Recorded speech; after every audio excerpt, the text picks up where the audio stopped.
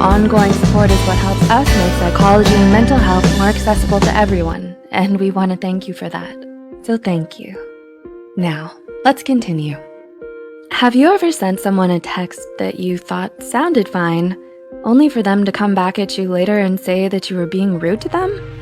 You tell them it was just a text, and they say, "But you used a period, you're so abrupt." Your text may have come off as too ambiguous, or the impression you gave off made them perceive you differently. You write these things off as simple misunderstandings because you're not able to hear someone's tone or see their facial expressions while texting.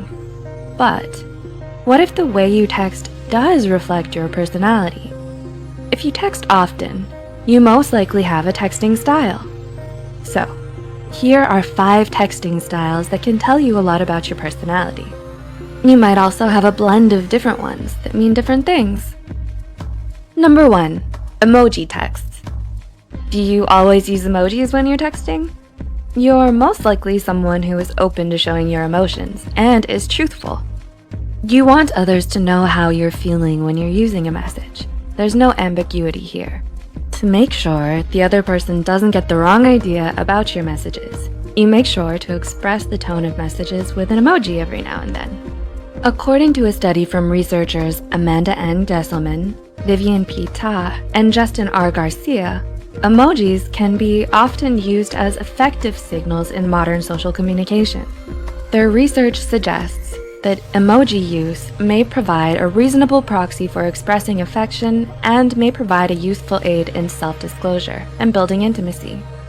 As a result, using emojis with potential romantic partners may, in turn, lead to more face-to-face opportunities to assess compatibility and attraction. You are sweet, simple, and honest. If you feel happy or sad, you'll be sure to show it with a creative emoji. Number 2. Perfect grammar. Do you value punctuation and grammar in your writing? This love of grammar goes straight into your texts as well as your emails. This seems like a great thing, doesn't it? But in texting, people seem to think otherwise. Several studies have found that simply placing a period at the end of sentences in texts can make you come across as untrustworthy to others. A 2016 study from Binghamton University found that texts that ended with a period were rated as less sincere than those that did not. A follow-up study conducted in 2018 from the same researchers showed that one-word texts with periods were understood as more negative than responses without. With this texting style, you are most likely thoughtful and analytical. You generally don't text often and prefer to have conversations face-to-face.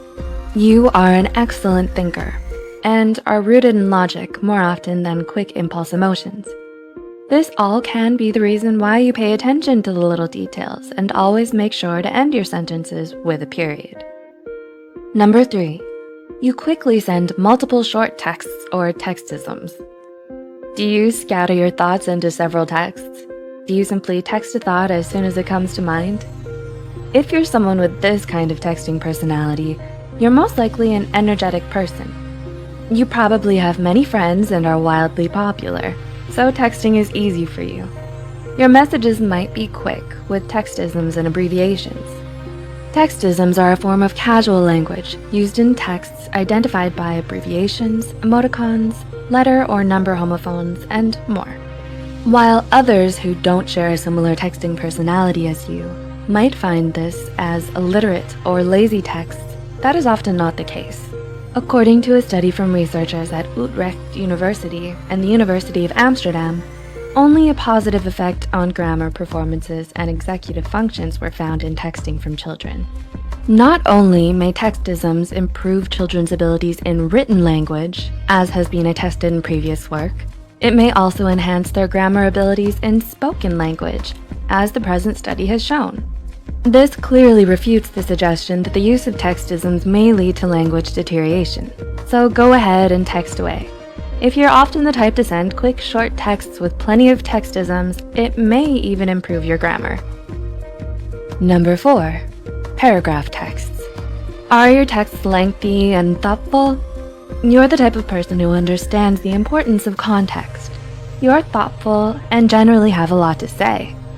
Similar to someone who texts with perfect grammar, you are detail-oriented and enjoy deep conversations.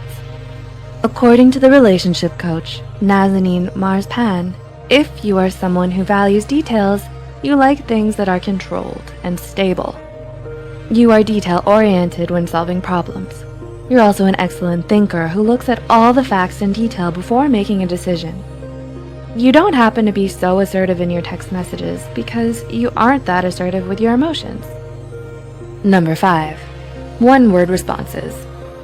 If you like to respond in one-word texts, like a quick "good" or the notorious "K", then you most likely have a more reserved personality and aren't as open with your true thoughts and feelings.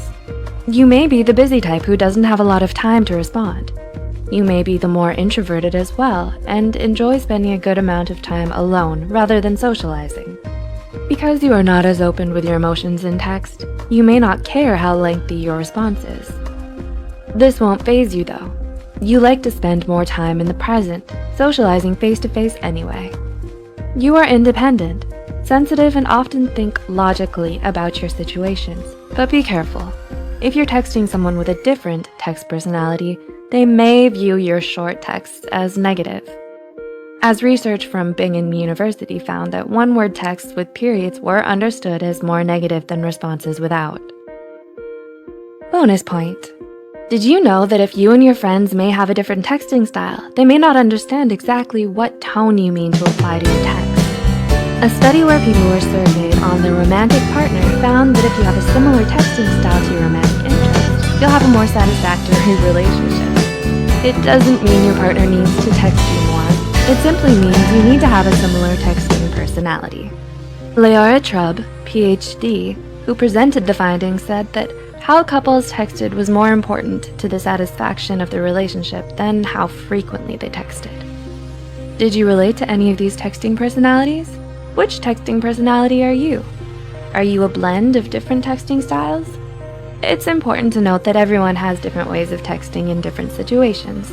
Everyone texts their colleagues in a different style from their family, and their family differently than their friends. If you ever think someone may have left you an ambiguous or rude text, it's better to just ask them in person what they meant or what they were feeling.